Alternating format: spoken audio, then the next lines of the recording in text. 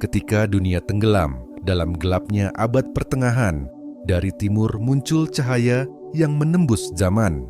Itulah dinasti Abbasiyah, kekhalifahan yang menjadikan ilmu pengetahuan sebagai takhta peradaban. Dari sinilah lahir para ilmuwan, filsuf, dan penyair yang mengubah wajah dunia.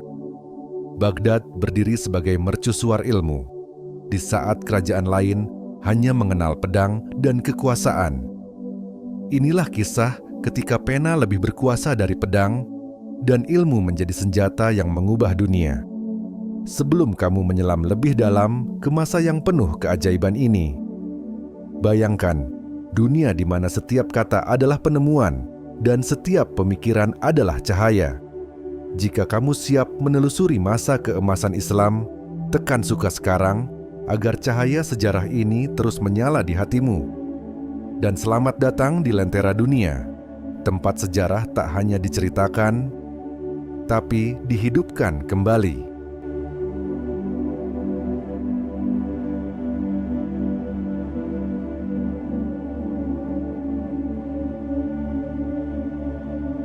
Dari padang pasir Khurasan yang dingin dan berdebu, angin membawa kabar tentang perubahan besar yang akan mengguncang dunia Islam. Kekuasaan Umayyah yang lama berjaya mulai goyah, digerogoti oleh ketidakadilan dan perpecahan di antara umat. Dari timur muncul keluarga keturunan Abbas bin Abdul Muthalib, paman Rasulullah, yang mengangkat panji hitam tanda perlawanan. Mereka berjanji untuk menegakkan keadilan dan menghapus tirani yang menindas rakyat. Abu Muslim Al-Khurasani menjadi tokoh utama yang memimpin revolusi dengan keberanian dan kecerdikan luar biasa. Ia bukan hanya pemimpin militer, tapi simbol harapan bagi mereka yang tertindas. Perang pun meletus antara pasukan Umayyah dan kekuatan baru Abbasiyah di jantung Persia. Teriakan Allahu Akbar menggema, membelah malam, dan menandai lahirnya bab baru dalam sejarah Islam. Ketika Damaskus jatuh, khalifah terakhir Umayyah melarikan diri ke barat, meninggalkan tahta dan sejarah yang baru saja berakhir. Baghdad belum berdiri, tapi semangat baru telah lahir dari debu pemberontakan itu. Tahun 750 M menjadi penanda awal kekuasaan dinasti Abbasiyah, kekhalifahan yang akan membawa dunia Islam ke puncak kejayaan. Dan dari timur yang sunyi itu, peradaban baru bersiap menulis sejarah yang akan mengubah dunia.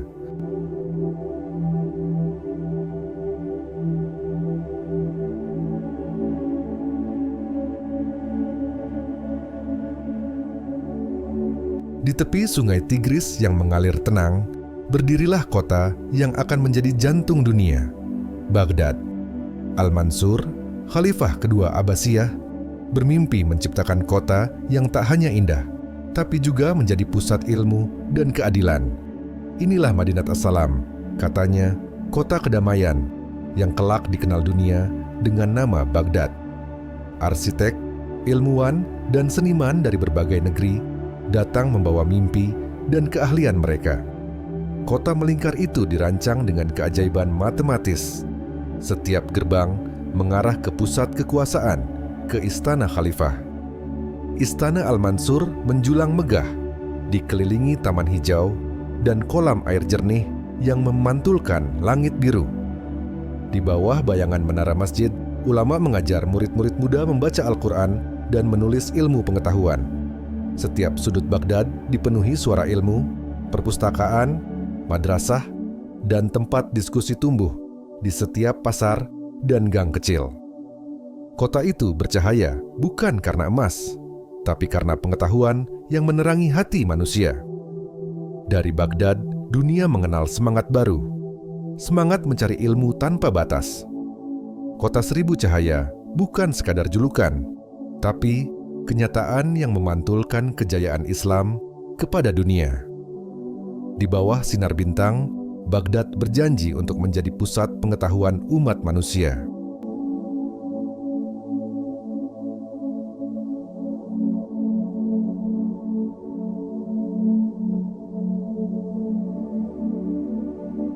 Di tengah kemegahan Baghdad, berdirilah sebuah tempat yang menjadi mercusuar pengetahuan dunia.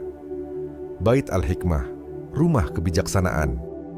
Khalifah Al-Ma'mun membangunnya bukan hanya sebagai perpustakaan, tapi sebagai laboratorium peradaban. Disinilah para ilmuwan dari berbagai bangsa, Arab, Persia, Yunani, dan India, berkumpul dalam satu semangat, mencari kebenaran. Bahasa Arab menjadi jembatan yang menyatukan ilmu dari timur dan barat. Setiap gulungan yang datang diterjemahkan, setiap ide baru diuji dengan logika dan eksperimen. Dari sinilah lahir nama-nama besar Al-Khwarizmi, sang bapak Al-Jabar, Hunain ibn Ishaq, penerjemah karya kedokteran, dan Al-Kindi, filsuf besar dunia Islam. Bait Al-Hikmah menjadi tempat di mana iman dan akal berdialog tanpa pertentangan. Dari sini lahir teori matematika, astronomi, kimia, dan filsafat yang kelak menjadi dasar sains modern. Bait Al-Hikmah bukan sekadar bangunan, tapi simbol bahwa pengetahuan adalah bentuk ibadah tertinggi. Di bawah bimbingan khalifah dan para ulama, ilmu menjadi cahaya yang menerangi dunia tanpa batas waktu. Rumah kebijaksanaan ini menjadikan Baghdad pusat dunia, tempat di mana setiap pemikiran dihargai dan setiap ilmu dirayakan. Dari pena-pena mereka, dunia belajar berpikir kembali, dan dari kebijaksanaan mereka, lahirlah cahaya yang menembus zaman.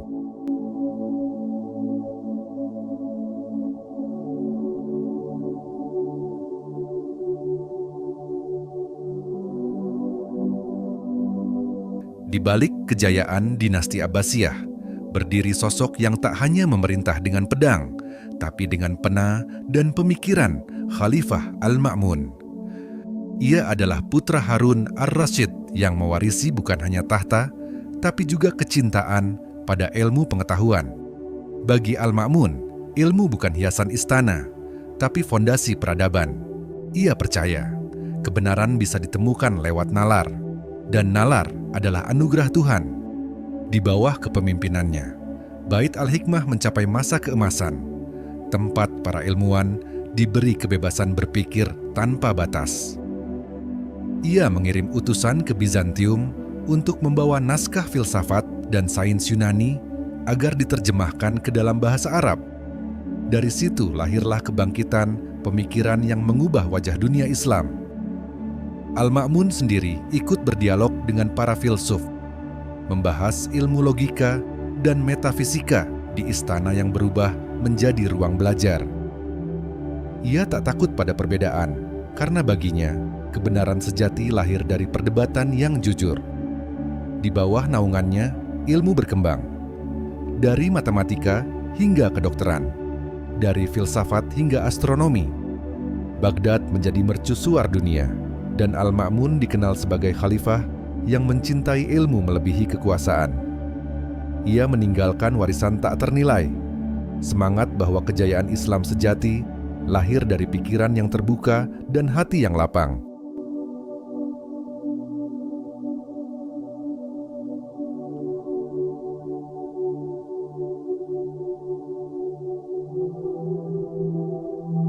Dari lorong-lorong Baghdad yang diterangi lentera, lahir para ilmuwan yang karyanya melampaui batas zaman.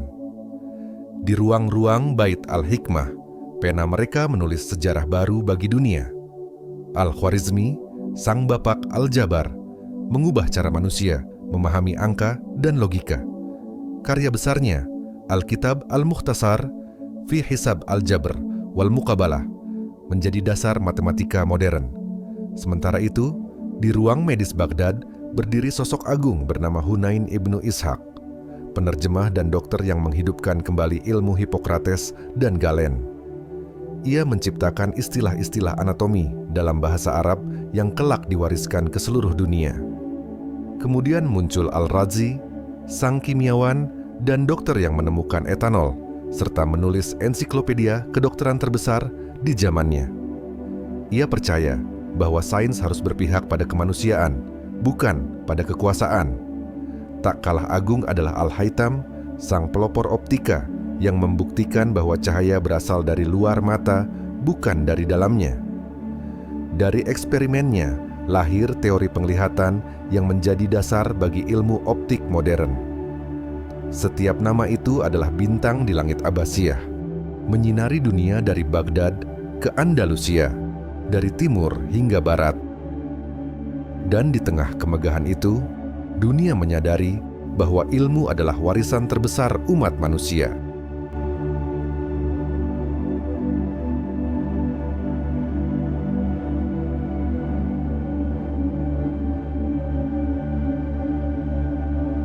Baghdad bukan hanya kota ilmu, tapi juga nadi kehidupan yang berdenyut siang dan malam. Dari menara ke menara, suara azan menggema menyatukan manusia dari berbagai negeri dan bahasa. Di pasar besar Al-Qarh, para pedagang dari India, Cina, dan Afrika bertemu, menukar sutra, rempah, dan logam mulia. Warna dan aroma berpadu, menciptakan simfoni kehidupan yang tak pernah tidur. Di pinggir sungai Tigris, para penyair dan filsuf berkumpul, membacakan puisi dan berdiskusi tentang makna hidup. Mereka percaya, keindahan kata adalah bagian dari ibadah, seni untuk memuliakan akal dan hati. Sementara di Taman Istana, musik dan sains berjalan berdampingan, harmoni antara jiwa dan pikiran. Perempuan Baghdad juga berperan, sebagian menjadi penulis, penerjemah, bahkan guru bagi anak-anak kalangan istana. Setiap jalan Baghdad membawa aroma pengetahuan dan kedamaian. Kota ini adalah pertemuan antara iman dan dunia, di mana ilmu bukan hanya dipelajari, tapi dihidupi. Tak ada tempat di dunia kala itu yang seindah Baghdad, kota yang berdetak dengan semangat kemanusiaan. Dan di antara gemerlapnya, manusia belajar satu hal: kejayaan sejati bukan karena kekayaan, tapi karena peradaban yang menghormati ilmu.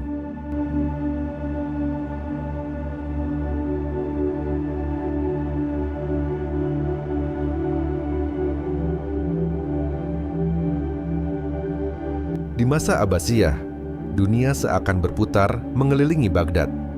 Kafilah unta berangkat dari gurun Arabia membawa rempah, kain, dan logam mulia menuju barat dan timur. Dari Samarkand hingga Kairo, dari Basra hingga Andalusia, semua jalan menuju Baghdad. Di pelabuhan Basra, kapal dari Cina dan India berlabuh membawa sutra, porselen, dan rempah-rempah langka. Para pedagang Arab bernegosiasi dengan ketelitian seorang ilmuwan, mencatat harga, menakar berat, dan menulis di atas kulit domba. Perdagangan bukan hanya tentang keuntungan, tapi juga pertukaran ide, bahasa, dan budaya. Sementara itu, para duta Abbasiyah dikirim ke negeri-negeri jauh, Bizantium, Tiongkok, bahkan Franka di Eropa Barat. Mereka membawa pesan damai, keadilan, dan peradaban Islam yang beradab dan terbuka. Khalifah memahami, dunia bisa dikuasai bukan hanya dengan pedang, tapi juga dengan pena dan kepercayaan. Bangsa-bangsa datang ke Baghdad membawa persembahan, gajah dari India, porselen dari Tiongkok, dan kaca dari Suriah. Kota itu menjadi simbol keterbukaan, tempat di mana ilmu dan perdagangan berjalan seiring dalam damai. Inilah masa ketika dunia Islam tidak hanya menjadi penerang agama, tapi juga pusat ekonomi dan politik dunia.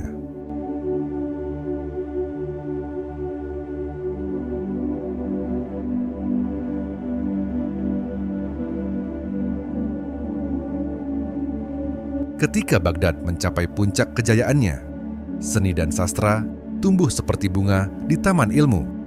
Di istana khalifah, musik menggema lembut, petikan oud dan denting kanun mengiringi bait-bait, puisi cinta, dan kebijaksanaan. Para penyair seperti Abu Nuwas menulis tentang keindahan, kehidupan, dan sisi manusia yang jujur.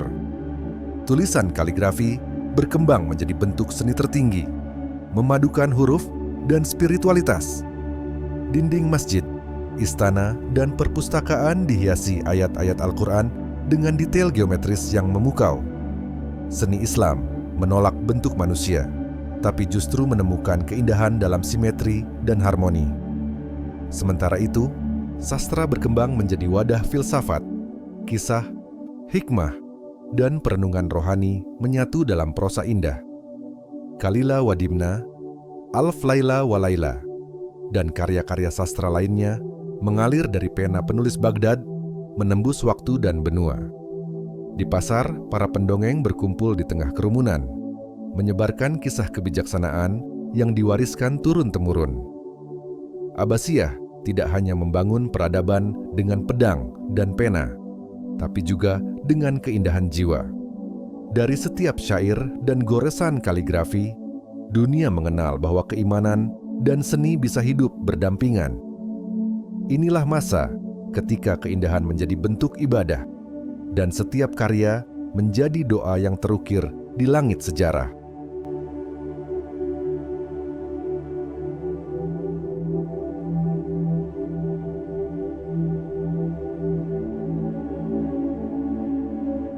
Setiap kejayaan memiliki bayangannya sendiri, dan bagi Abbasiyah, bayang itu perlahan tumbuh di dalam istana. Kemewahan yang dahulu menjadi simbol kejayaan kini berubah menjadi candu yang melemahkan jiwa para penguasa.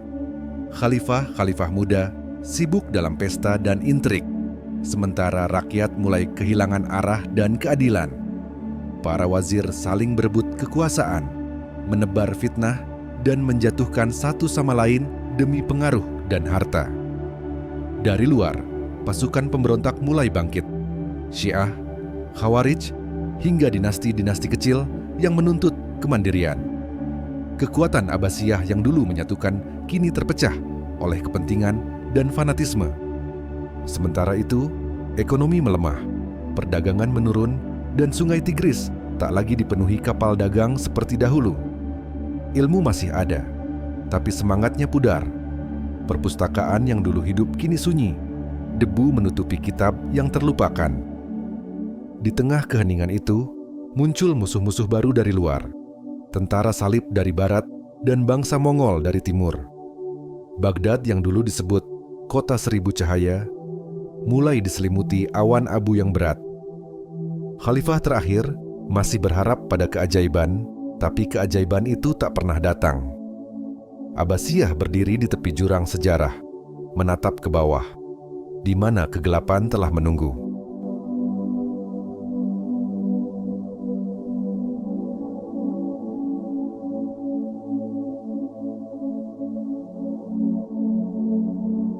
Pagi itu, langit Baghdad tidak lagi biru. Dari utara, pasukan Mongol datang seperti badai, membawa panji merah darah dan denting besi yang menakutkan. Baghdad yang dulu disebut jantung dunia, kini bergetar di bawah langkah pasukan penghancur. Rakyat berlarian mencari perlindungan, masjid dan perpustakaan menjadi tempat terakhir untuk berdoa. Khalifah Al-Musta'sim menatap dari balkon istana. Wajahnya pucat, doa tak lagi mampu menahan takdir. Panah pertama menembus langit Baghdad. Lalu disusul serangan yang tak mengenal belas kasihan. Sungai Tigris yang dulu berkilau, kini menghitam oleh tinta dari ribuan buku yang dibuang ke air. Bait Al-Hikmah, rumah ilmu terbesar umat manusia, terbakar hingga hanya abu yang tersisa. Namun di tengah kehancuran, beberapa ulama menyelamatkan naskah dengan menyembunyikannya di bawah tanah dan di luar kota. Mereka tahu ilmu tak boleh mati, meski tubuh dan kota bisa hancur. Saat matahari tenggelam di atas reruntuhan Baghdad, dunia kehilangan cahayanya, tapi benih kebangkitan telah tertanam. Runtuhlah kekhalifahan Abbasiyah, tapi semangat ilmu dan iman tak ikut mati bersama mereka.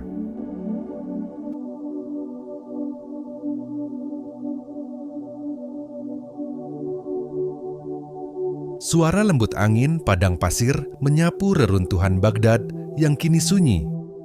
Dinding-dinding tua, saksi bisu masa kejayaan, memantulkan sisa cahaya senja. Di balik kesunyian itu, masih bergema suara pena, ilmu, dan doa yang dahulu menulis peradaban. Peradaban memang bisa runtuh, tapi cahaya pengetahuan tak pernah padam. Dan kini, cahaya itu berpindah, menyala di hati setiap insan yang mencari kebenaran. Mereka yang memegang ilmu adalah pewaris sejati peradaban. Karena cahaya Islam tak pernah padam, ia hanya menunggu untuk dinyalakan kembali. Kalau kisah ini membuatmu terinspirasi dengan keagungan ilmu dan sejarah Islam, jangan lupa tekan suka, bagikan video ini, dan subscribe ke Lentera Dunia, tempat sejarah berbicara dengan cahaya.